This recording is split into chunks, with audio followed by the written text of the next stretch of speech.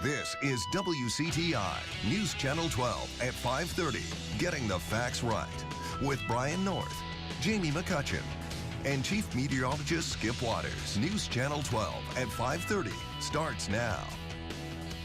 A New Bern police officer dies from his injuries suffered in the line of duty. We have live team coverage. Reporter Juliana Valencia in Greenville at the hospital and reporter Jamie Hicks in New Bern. Good evening and welcome to News Channel 12 at 5:30. I'm Jamie McCutcheon. And I'm Brian North. A New Bern police chief, Toussaint Summers, confirmed the death of Officer Alexander Thalman during a news conference we carried live on News Channel 12 at 3:40 this afternoon. Officer Thalman, along with 23-year-old Officer Justin Wester, was shot at about 11:45 Friday night in the area of Craven Terrace in New Bern. Chief Summers says Officer Thalman stopped 35-year-old Brian Stallings for suspicious activity. Thalman called for backup, and when Wester arrived, Summers says Stallings ran and started shooting at those two officers. Chief Summers says officers then shot and killed Brian Stallings. Both officers, Thalman and Wester, were taken to the hospital. Wester was shot in the leg, treated and released. Thalman obviously had more serious injuries. News Channel 12's Juliana Valencia has been following this story all weekend. She is in Greenville at Vidant Medical Center with the latest facts. Juliana? Brian, that's right. I am standing in front of Vidant Medical Center in Greenville. Reporting live in Greenville, Juliana Valencia for News Channel 12.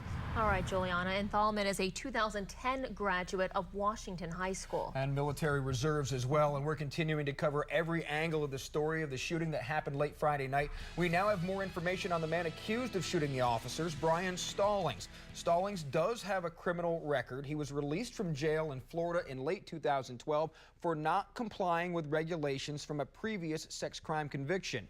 In 2002, he was convicted for resisting an officer with violence. He was also convicted in the 1990s in North Carolina for resisting an officer. Stallings was shot and killed at Craven Terrace Friday night. We talked with several of Stallings' friends and family over the weekend, and they say they want to know why Stallings, whose nickname is Fluke, was stopped Friday night. So we continue our team coverage with more about what happened in New Bern Friday evening. News Channel 12's Jamie Hicks is live outside the New Bern Police Department. She's talking with New Bern city officials about the facts. Jamie? Jamie, it's a sad time here outside the New Bern Police Department.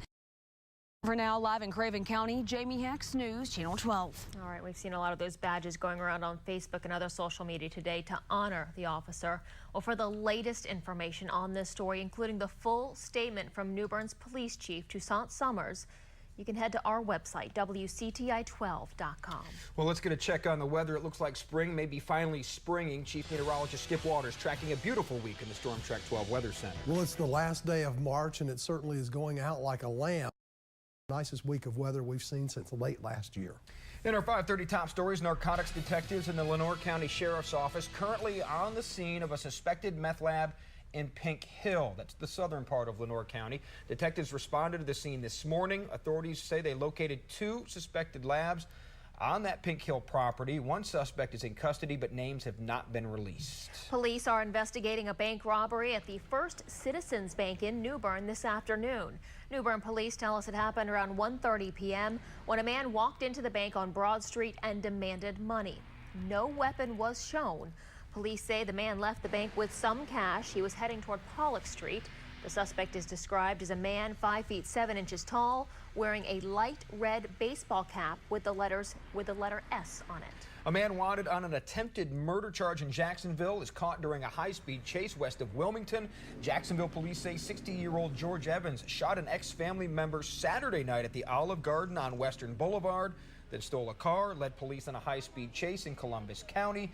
Investigators say Evans exited the car with a weapon. That's when authorities shot him Sunday afternoon. Evans is now in the hospital. The search is on for two 18-year-olds who deputies say attempted 3 armed robberies within a half-mile of each other. Deputies say there are 4 suspects in all, but 2 of them have been caught. As News Channel 12's Michael Hennessy explains from Greenville, these suspects are considered armed and dangerous.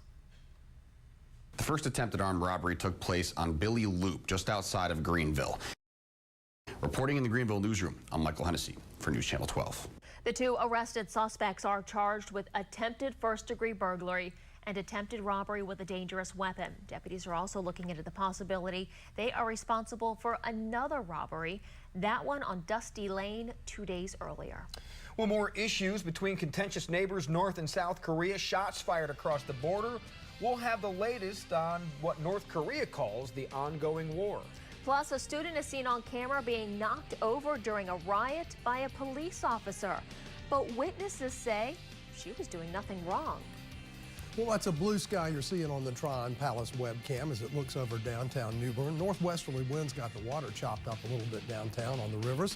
But it'll be chilly tonight, warmer tomorrow, and a decent week of weather in your forecast next on News Channel 12 at 5:30.